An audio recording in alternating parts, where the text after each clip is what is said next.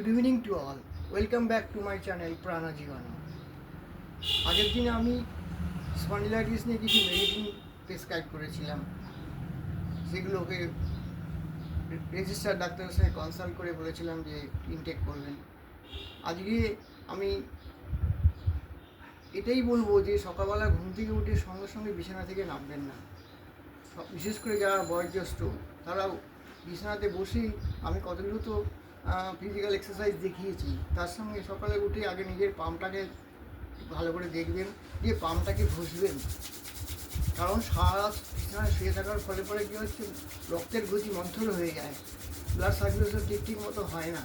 ফলে যদি পাম্পটাকে যদি এইভাবে কিছুক্ষণ ঘষে গরম করে নিয়ে সেটাকে মুখে লাগিয়ে দেবেন। মুখে লাগিয়ে দেওয়ার পর সারা শরীরে সেই হাতটাকে দিয়ে এরকম করে এভাবে সারা শরীরটাকে আপনারা এইভাবে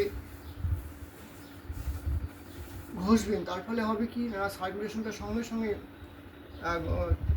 চলতে শুরু করবে এবং রক্তের গতি বৃদ্ধি পাবে, ফলে শরীরটাকে এনার্জাইজ করবে।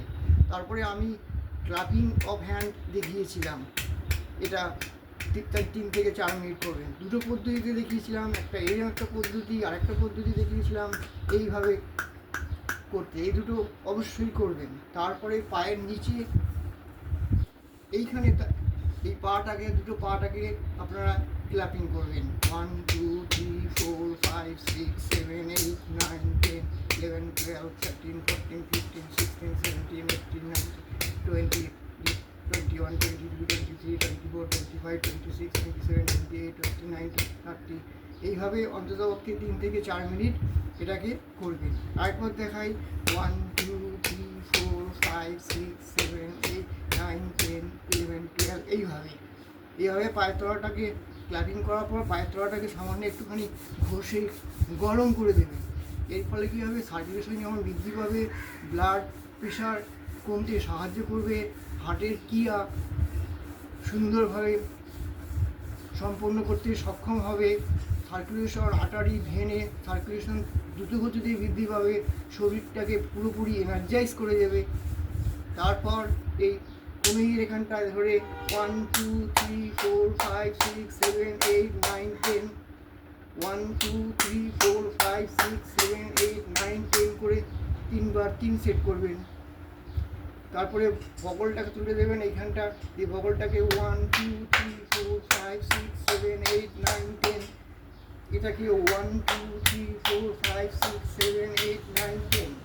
এই যেখানটা এটাকে মাপা হচ্ছে, এটার সঙ্গে লাংটা যুক্ত হয়ে আছে, তাহলে লাংয়ের ফাংশনটা দ্রুতগতিতে বৃদ্ধি পাবে।